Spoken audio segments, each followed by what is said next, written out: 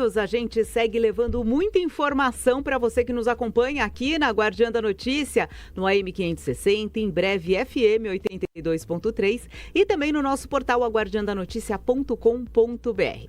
E agora é hora de fazer uma conexão direta com a Itália. Gabriele Tricânico, muito bem-vinda. Bom dia, Fabi. Bom dia a todos que nos acompanham. Boa quinta-feira. Já estamos pertinho do final de semana e também com muitas informações, né? A gente começa o nosso giro internacional falando aí sobre o Fórum Mundial em Davos. O presidente dos Estados Unidos, o Donald Trump, ele lançou oficialmente um Conselho da Paz, né? Uma nova estrutura organizacional que promete atuar na reconstrução da faixa de Gaza, mas que já nasce cercado de fortes críticas e também uma desconfiança global, Fabi. O Conselho, segundo a Casa Branca, terá o poder de supervisionar a paz, a governança e a reconstrução do território palestino.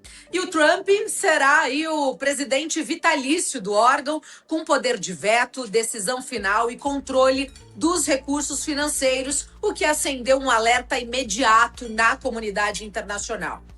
Diplomatas europeus que foram ouvidos pela Reuters afirmam que há um temor real de que esse Conselho da Paz funcione como uma espécie de ONU paralela, Fabi, esvaziando então o papel das Nações Unidas e ignorando os princípios fundamentais da Carta da ONU.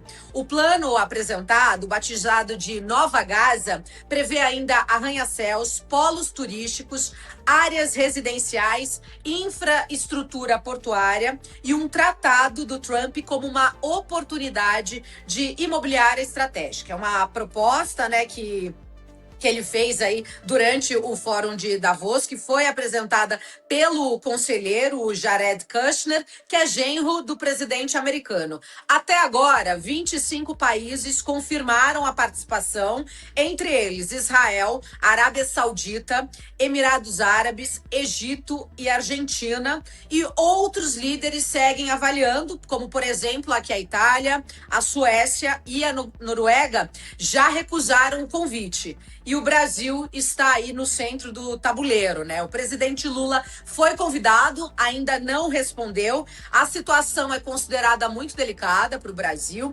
porque aceitar pode gerar aí uma cobrança por coerência diante da histórica, né, de um Estado palestino. Agora, recusar também pode tensionar a relação lá com Washington em um momento sensível de negociações comerciais. Outro ponto, Fabi, crítico, é que não há clareza sobre a participação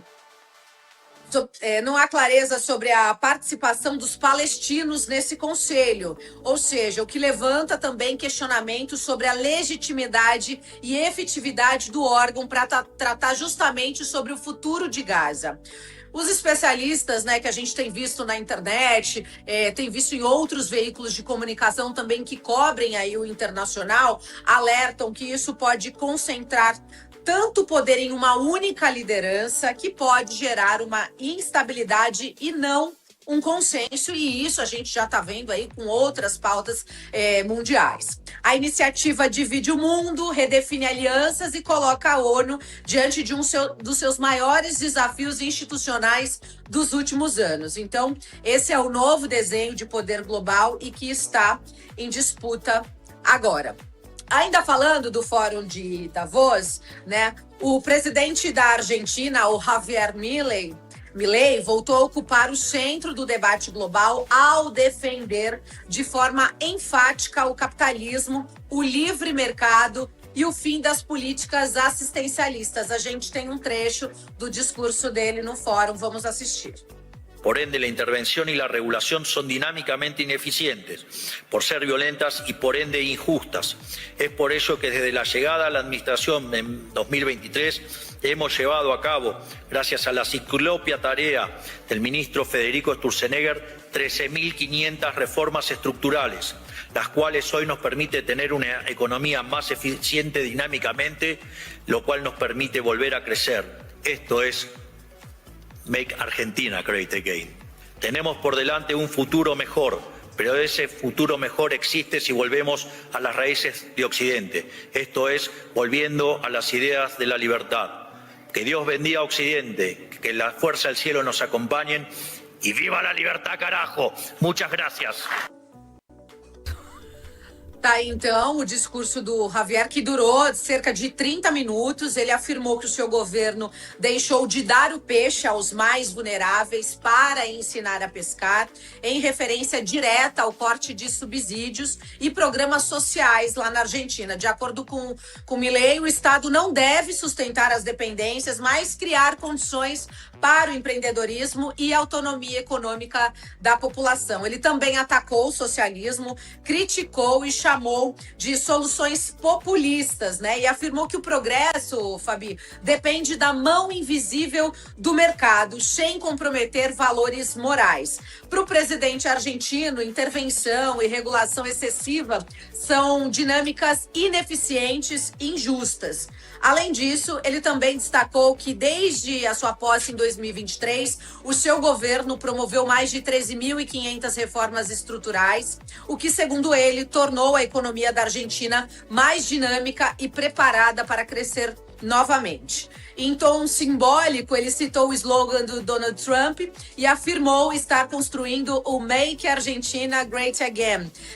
O Milei também abordou o avanço da inteligência artificial, defendendo que a tecnologia trará mais crescimento e bem-estar global, minimizando temores sobre riscos distópicos e também criticando tentativas de regulação do setor. No encerramento, o presidente argentino afirmou que o mundo vive um despertar liberal após um longo período de avanço do socialismo e declarou que 2026, segundo ele, será um ano de boas notícias marcados pelas ideias de liberdade, especialmente para as Américas, né? Um discurso aí que reafirma um alinhamento do Milei com a nova direita global, que mais uma vez vem dividindo as opiniões. Fabi?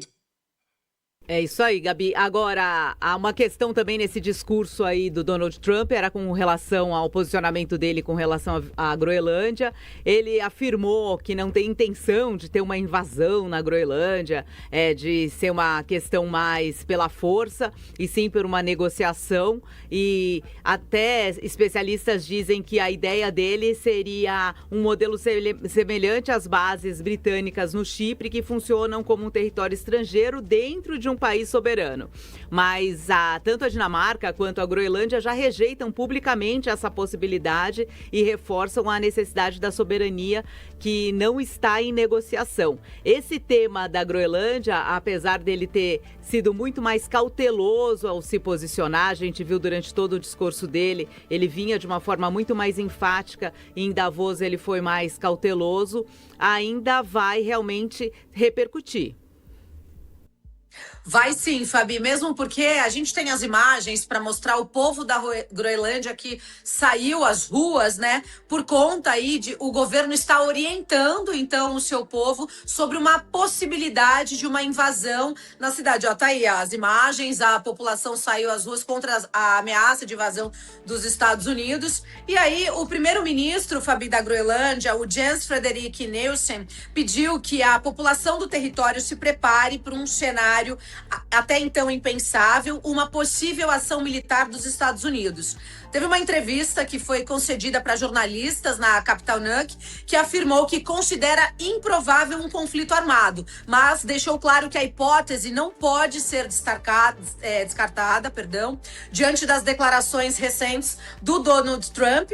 E, de acordo com o premier, o governo local já iniciou uma força-tarefa com autoridades civis e de segurança para orientar essa população sobre como agir numa eventual incursão. Além disso, panfletos informativos estão sendo preparados e medidas preventivas já começaram a ser discutidas internamente. O Nielsen também ressaltou que a Groenlândia integra a Aliança Ocidental e faz parte da OTAN, e alertou que qualquer escalada envolvendo o território teria impactos diretos para a Europa e para o equilíbrio geopolítico global. As declarações ocorreram então após o Trump, né, falar aí abertamente sobre a possibilidade de controlar a Groenlândia, inclusive por meios militares, caso não consiga avançar por vias diplomáticas. E a Casa Branca já confirmou que essa opção está sendo considerada, ou seja, as movimentações tensões, né, elevaram aí a tensão entre os Estados Unidos e a Europa nas 2 últimas semanas. A gente vem falando sobre isso bastante. Os líderes, né, europeus rejeitaram qualquer tipo de negociação sobre o território, enquanto a União Europeia está avaliando rever uma estratégia de segurança para a região, e alguns países do bloco já enviaram tropas para reforçar a presença militar no Ártico. O Trump argumenta que a Groenlândia é estratégica para a segurança nacional dos Estados Unidos, e citando aí a chamada ameaça russa, né, que é projetos como o Golden Dome, que são sistemas de defesa antimísseis e estimados aí em 175 bilhões de dólares. E esse episódio marca um novo capítulo na disputa por áreas estratégicas do planeta e reacende o alerta sobre o enfraquecimento das regras de direito internacional e um cenário crescente de tensão entre potências. Ou seja, a gente está vivendo agora um momento no mundo das grandes potências que querem comandar os países, né, as regiões que são menos potentes, Fabi. Foi o que a gente já viu logo no início do ano aqui, com a relação dele com a Venezuela. Ontem, inclusive, no discurso dele em Davos, ele citou que a Venezuela está numa situação muito melhor que depois da captura do presidente Nicolás Maduro, e inclusive fez, né, no decorrer da semana aí um convite à presidente interina da Venezuela, para que a Delcy Rodrigues, para que ela visite os Estados Unidos. Esse convite foi aceito, essa visita ainda não tem data definida, mas a gente sabe que tá tendo toda ali uma costura do presidente Donald Trump para ele se posicionar de forma estratégica no mapa mundial, né, Gabi? Porque tanto esse interesse da Groenlândia quanto da Venezuela é uma forma de posicionar os Estados Unidos, principalmente contra a China. Mesmo porque tudo envolve o petróleo, tudo envolve poder, tudo envolve não perder territórios, não perder o poder da indústria da defesa. Então, essa é uma guerra de gigantes, Fabi. E a gente vê a Europa se posicionando e não abrindo realmente uma trégua aí para o presidente Donald Trump. A gente vê que ele consegue negociações em outros âmbitos, mas os líderes europeus dos principais países, eles se mantêm aí resistentes a essas questões que Donald Trump dá como negociado já, e eles falam, peraí, não tem nada negociado ainda, né? Então acredito que o clima aí na Europa é de uma tensão também grande. Pois é, o clima aqui na Europa, inclusive a votação do Parlamento Europeu para aprovação, né, a aprovação do acordo entre o Mercosul e a União Europeia já está sendo bem apertada também, viu, Fabi? É uma outra pauta, é um outro assunto, mas a gente começa a ver a Europa, a União Europeia, muito resistente a todas essas situações que vem acontecendo aí desde o início do ano, né? São várias pautas, várias agendas, e a Europa dizendo, olha, aqui não, aqui tem comando, aqui nós fazemos do nosso jeito, não importa se a sua força é maior ou não, aqui funciona dessa maneira. Esse é o recado que a gente avalia, né, de todo esse cenário. É isso mesmo, Gabi. Bom, tem notícias mais leves daí ou não? A gente segue nesse clima tenso. Vamos seguir nesse clima tenso, vamos aguardar o Brian. O Brian já tá por aí. Ele geralmente que traz, né, umas notícias mais leves. Beleza, né? Aquele molho. Daqui a pouco eu vou fechar, assim, a sexta-feira com você, com dicas de vinhos italianos, entendeu? Do que fazer, pra gente também ter esse lado mais leve, porque o mundo não tá deixando a gente viver com leveza. Eu vou visitar a região de Parma e vou fazer algumas reportagens para vocês falando sobre gastronomia, sobre queijos, sobre vinhos. Quem sabe a gente consegue uma onda mais leve. Mas do jeito que tá indo, Fabi, a política mundial e a política aí no Brasil, o jornal não vai ficar leve não, viu? Eu sinto muito em te informar. E o nosso papel é esse, né? É fazer as apurações e trazer